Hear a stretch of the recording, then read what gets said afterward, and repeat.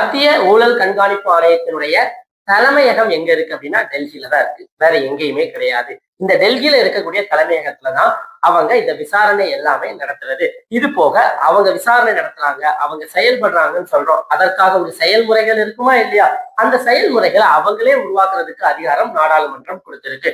இது போக பாத்துக்கிட்டீங்க அப்படின்னா அவங்க இப்போ சென்ட்ரல் கவர்மெண்ட் கிட்ட விஜிலன்ஸ் சம்பந்தமா ஒரு ஆபீசரை என்ன பண்றாங்க அப்படின்னா ஊழல் கண்காணிப்பு வளையத்துக்குள்ள கொண்டு வரும்போது அது சம்பந்தமா எந்த நேரத்திலையும் இவங்களால என்ன பண்ண முடியும் அப்படின்னா தங்களுடைய அறிக்கையை சென்ட்ரல் கவர்மெண்ட் கிட்ட இருந்து இவங்க கேட்கலாம். இது போக இவங்களோ அல்லது இவங்களுக்கு கீழே இருக்கக்கூடிய அமைப்புகளோ ஒரு விஜிலன்ஸ் பண்ணும்போது அது சம்பந்தமான அறிக்கையை உருவாக்கி அதை என்ன பண்ணுவாங்க அப்படின்னா மத்திய அரசு கிட்ட கொடுப்பாங்க.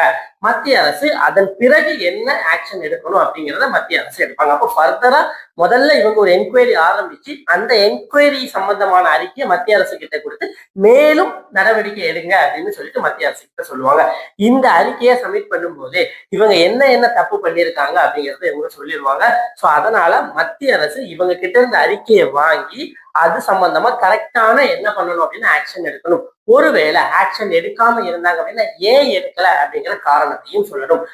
மேலும் நம்மளுடைய நாடாளுமன்றம் இந்த அமைப்பிற்கு வழங்கி இருக்கக்கூடிய அதிகாரம் என்ன அப்படின்னா சிவில் கோர்ட்டுக்கான அதிகாரம் கொடுத்திருக்காங்க. ஒரு நீதிமன்றத்திற்கு என்ன அதிகாரம் இருக்குமோ அந்த அதிகாரம் இந்த அமைப்பிற்கு இருக்கு.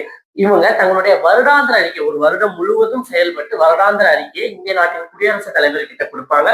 குடியரசுத் தலைவர் அதை விளக்கத்தோடு என்ன பண்ணுவார் அப்படின்னு நாடாளுமன்றத்தின் இரு அவைகளிலும் சமர்ப்பிப்பார்.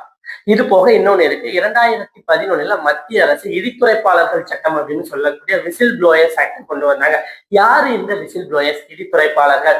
இவங்க தான் யார் அப்படின்னா மத்திய அரசு ஊழியர்கள் ஏதாவது ஒரு மிஸ்யூஸ் பண்றாங்க அப்படின்னா அது சம்பந்தமா இவங்க யாருக்கு கொடுக்குறாங்க அப்படின்னா தகவலை மத்திய ஊழல் கண்காணிப்பு ஆணையத்திற்கு கொடுக்காங்க. இது போக மத்திய அரசு அதிகாரிகளால் பாதிக்கப்பட்டிருப்பாங்களா இல்லையா அவங்களும் கம்ப்ளைண்ட் கொடுப்பாங்க.